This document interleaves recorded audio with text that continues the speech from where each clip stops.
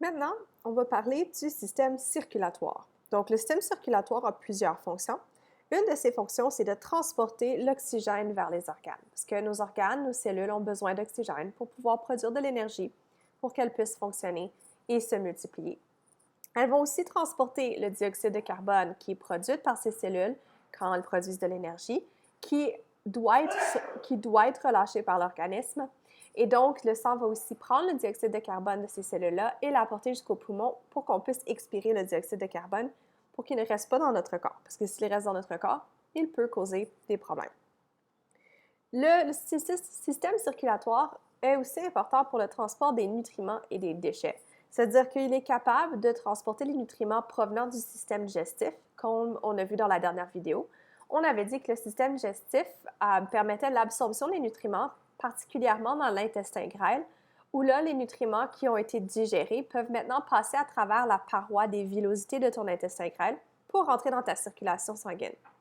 Quand les nutriments entrent dans la circulation sanguine, ils sont acheminés à tous les organes et cellules de ton corps pour donner encore la capacité à ces cellules-là de produire de l'énergie. Donc, ces nutriments, en combinaison avec l'oxygène, permettent de donner de l'énergie, mais certains des nutriments vont aussi permettre de donner les protéines qui sont nécessaires pour faire d'autres protéines. Parce que les protéines, ça a ce qu'on appelle des acides aminés. Ça permet aussi de se débarrasser des déchets. Donc, le système circulatoire est relié à ton système excréteur, ça c'est tes reins, et le rein va filtrer le sang qui passe à travers le rein pour être capable de faire sortir les déchets et les mettre dans l'urine pour que l'on puisse les faire sortir de notre corps à travers l'urine. Le système circulatoire va être composé de plusieurs organes. Il va être composé d'un organe principal qui va être le cœur. Il va aussi être composé d'artères et de veines et de capillaires. C'est ces structures spéciales qui permettent d'acheminer le sang à travers le corps dans une certaine direction bien spécifique qui est importante à suivre. Le système circulatoire aussi composé de sang. Rappelez-vous que le sang est un tissu qu'on appelle un tissu conjonctif. Il va y avoir 4 composantes dans ton sang. La première composante, c'est les globules rouges. Ça, c'est les cellules qui vont contenir l'hémoglobine, une protéine particulière, qui, elle, permet de transporter l'oxygène des poumons vers tes cellules et le dioxyde de carbone des cellules qui produisent le dioxyde de carbone vers tes poumons pour que tu puisses expirer le dioxyde de carbone. L'autre cellule que l'on retrouve dans ton sang, c'est les globules blancs. Ces globules blancs ont comme rôle de combattre les infections. C'est eux qui sont là comme des gardes dans ton corps et dans ton sang qui permettent de détecter des infections virales ou bactériennes, de les attaquer, d'essayer de les détruire et de créer ce qu'on appelle une réponse immunitaire. On a aussi des cellules qu'on appelle des plaquettes qui, elles, permettent la coagulation du sang. C'est-à-dire que si tu te coupes, tu vas saigner un petit peu, mais le sang va arrêter de couler et il va avoir une certaine croûte qui va se former. Et ça, c'est à cause des plaquettes qui ont été mobilisées dans cette région-là et qui permettent d'arrêter le saignement. Finalement, toutes ces cellules vont se retrouver à baigner dans un liquide qui est jaunâtre transparent, qu'on appelle le plasma et qui est aussi riche en protéines. Je vous encourage fortement à écouter cette vidéo-là qui vous parle des différentes cellules sanguines et de leurs fonctions. Je vais mettre le lien sur le Classroom aujourd'hui. Maintenant, on va parler du cœur. Donc, le cœur, c'est un organe qui est fait de muscles. Rappelez-vous que c'est du muscle cardiaque, donc c'est des cellules musculaires cardiaques qui ont une apparence particulière qui avait été mentionnée dans une vidéo précédente. Le muscle du cœur a comme rôle de pomper le sang à travers le corps.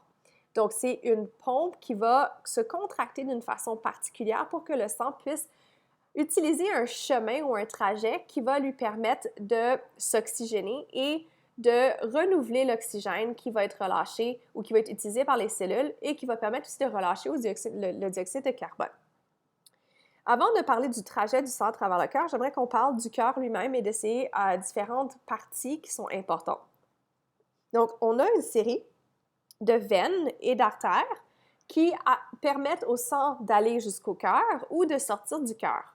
On a aussi ce qu'on appelle des ventricules qui, eux, permettent de pomper le sang. Donc, ils vont se remplir et ensuite se contractent. Donc, ici, ça devient plus petit, ce qui permet de pomper le sang dans une certaine direction. Tu as un autre ventricule ici. Donc, ici, tu as un autre ventricule qui, lorsqu'il est rempli de sang, éventuellement va se contracter, donc devenir plus petit, ce qui pompe le sang dans une certaine direction. Remarquez qu'autour des ventricules, tu vas avoir beaucoup de muscles. Remarquez que le ventricule gauche a beaucoup plus de muscles que le ventricule droit. Donc, l'épaisseur de la paroi ici représente la quantité de muscles.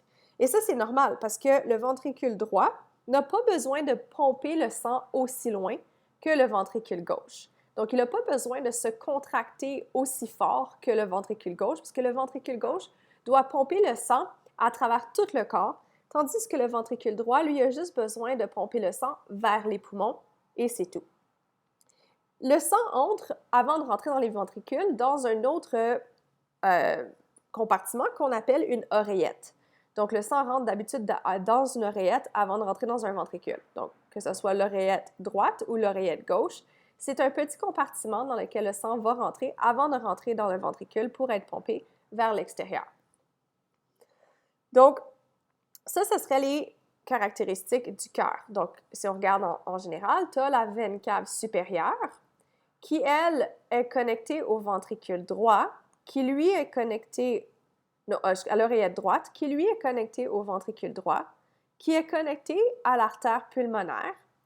Là, maintenant, si on va de l'autre côté, on a la veine pulmonaire qui vient ici, qui permet de faire entrer le sang dans l'oreillette gauche et ensuite dans le ventricule gauche pour ensuite être acheminé vers l'aorte pour faire sortir le cœur du sang et l'acheminer à travers le corps. Donc là, si on regarde la trajectoire du sang, le sang qui est désoxygéné, donc il n'a pas d'oxygène parce qu'il vient des organes qui ont utilisé l'oxygène déjà, va arriver du corps parce qu'ils ont passé à travers tout le corps et les cellules ont pris l'oxygène dans le sang et ont relâché du dioxyde de carbone dans ce sang-là. C'est-à-dire que même si le sang est désoxygéné, il est plus riche en dioxyde de carbone quand il arrive ici. Il va arriver du corps et va premièrement entrer dans l'oreillette droite.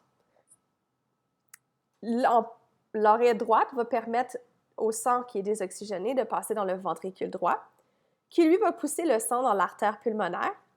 Le sang va aller jusqu'au poumon, où là, tu vas avoir des échanges gazeux. Tu vas avoir l'oxygène qui va rentrer dans le sang, dans les globules rouges, et se lier à l'hémoglobine. Et l'hémoglobine va relâcher aussi le dioxyde de carbone pour qu'il puisse rentrer du sang à l'intérieur de tes poumons pour que tu puisses l'expirer. C'est-à-dire que le sang va éliminer le dioxyde de carbone et recueillir l'oxygène. Ensuite, le sang qui est maintenant oxygéné et qui n'a pas beaucoup de dioxyde de carbone va retourner au cœur, il va rentrer dans l'oreillette gauche, ensuite va passer dans le ventricule gauche et va sortir par la aorte pour aller dans le corps. C'est-à-dire que si je regarde le trajet du sang, le sang qui est désoxygéné va rentrer par une veine dans l'oreillette droite qui va pousser dans le ventricule droit. Le ventricule droit va se contracter, ce qui va pousser et expulser le sang qui est désoxygéné par l'artère pulmonaire jusqu'au poumon. C'est-à-dire que là, tu as un poumon ici, tu as un poumon là.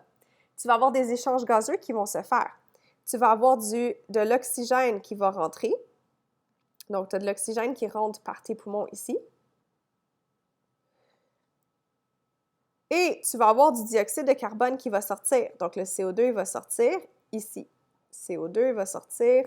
Et ça va sortir par ta respiration dans tes poumons.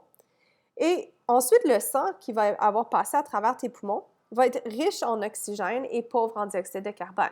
Avant ici, il était pauvre en oxygène et riche en dioxyde de carbone.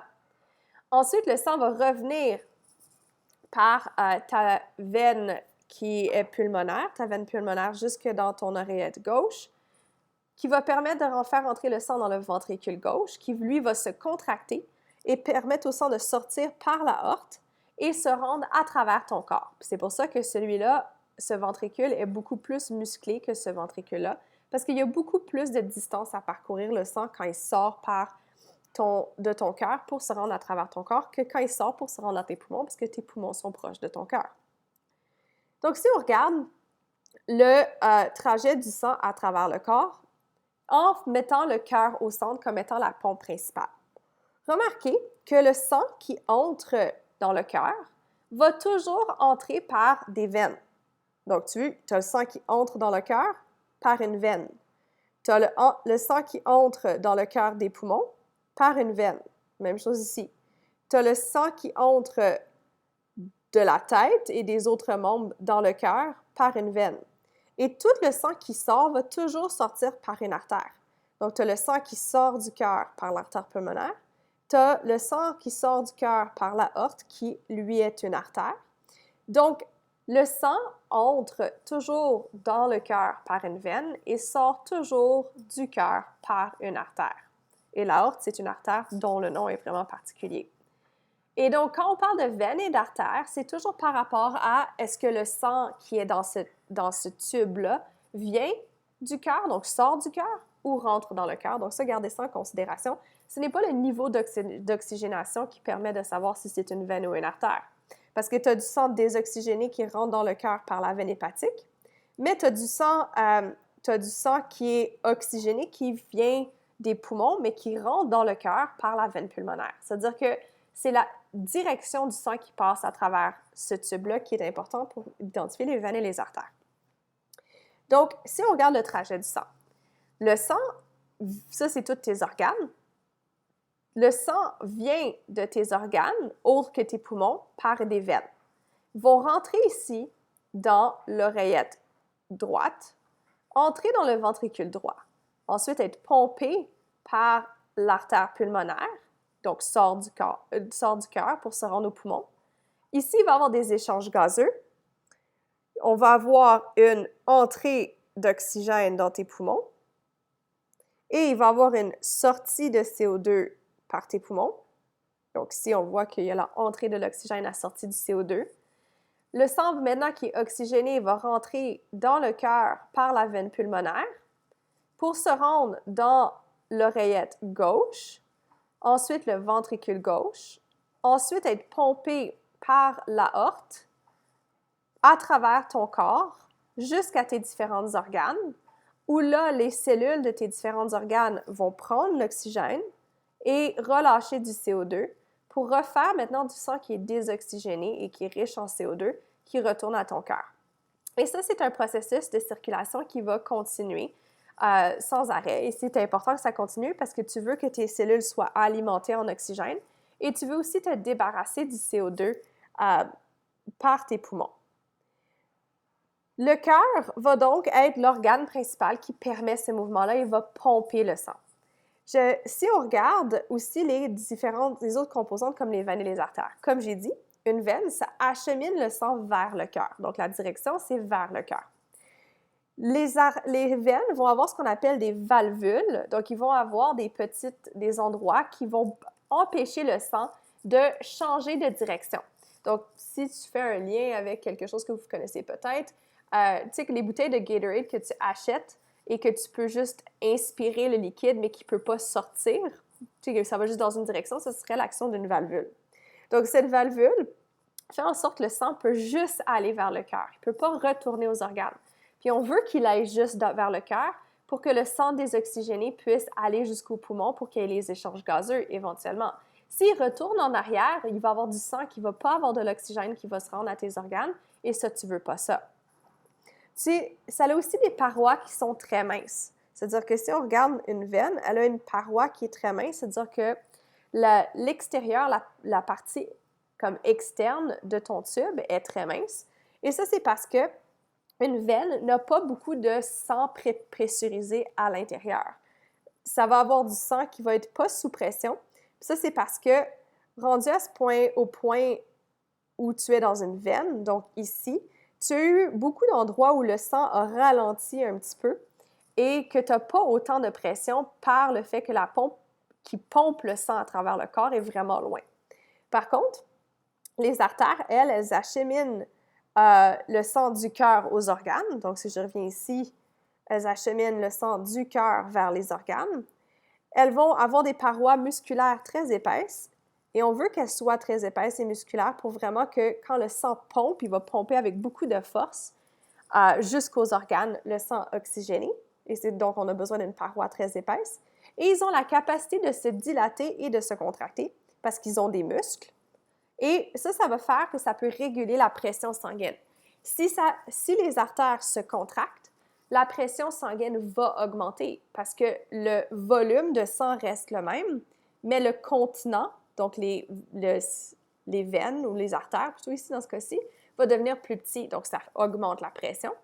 Et ça peut se relâcher, ce qui diminue la pression sanguine dans ton système circulatoire. Le sang va donc suivre ce chemin-là et ne doit pas rebrousser chemin. Il arrive des fois qu'il y a des maladies qui font en sorte que ces petites valves ici, donc ça c'est des valves, qui devraient juste permettre au sang dans le cœur d'aller dans une direction. Ici, la valve, elle s'ouvre juste pour permettre le sang à aller dans cette direction-là. Si le sang essaie de rebrousser chemin, ça va fermer la valve, ce qui empêche le sang d'aller dans cette direction. Même chose ici, la valve, elle peut seulement s'ouvrir quand le sang va dans cette direction. Si le sang veut rebrousser chemin, ça ferme la valve et empêche le sang de passer et d'aller dans cette direction. Mais il arrive des fois qu'il y a des maladies qui font en sorte que les valves ici ne sont pas fonctionnelles à 100% et qu'elles sont endommagées. Donc, imaginez que tu as une valve qui est plus courte ici qu'elle devrait être. Quand il se ferme, au lieu de se fermer complètement, il va avoir un espace qui peut permettre au sang de rebrousser chemin quand il y a une contraction de ce ventricule. Normalement, quand la contraction du ventricule se produit, la valve est supposée de se fermer complètement, mais ça peut arriver que la valve ne se ferme pas complètement. Et dans ce cas-là, le sang peut retourner en arrière. Et ça, c'est problématique parce qu'on ne veut pas que le sang retourne en arrière parce que ce sang-là est un sang désoxygéné. C'est un sang qu'il faut faire passer jusqu'au poumon pour faire les échanges gazeux.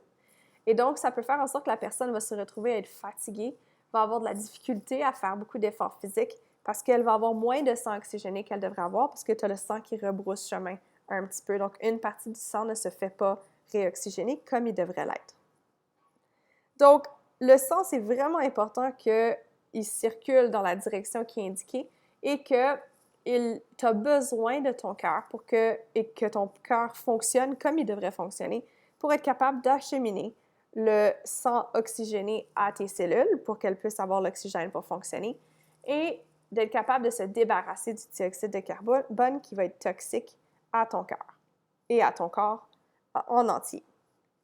Donc, je vous encourage à écouter aussi cette vidéo-là que je vais mettre en lien sur le Classroom qui explique le rythme cardiaque et comment il est régulé. Et je vais aussi vous mettre une vidéo qui vous parle du cœur et des vaisseaux sanguins, du système circulatoire en général, pour que vous ayez plus une vue d'ensemble de tous les différents organes de ce système et comment est-ce qu'ils fonctionnent. Après ça, je vous encourage de faire le devoir numéro 7, qui va être aussi mis en lien dans le Classroom pour que vous soyez capable de facilement le compléter.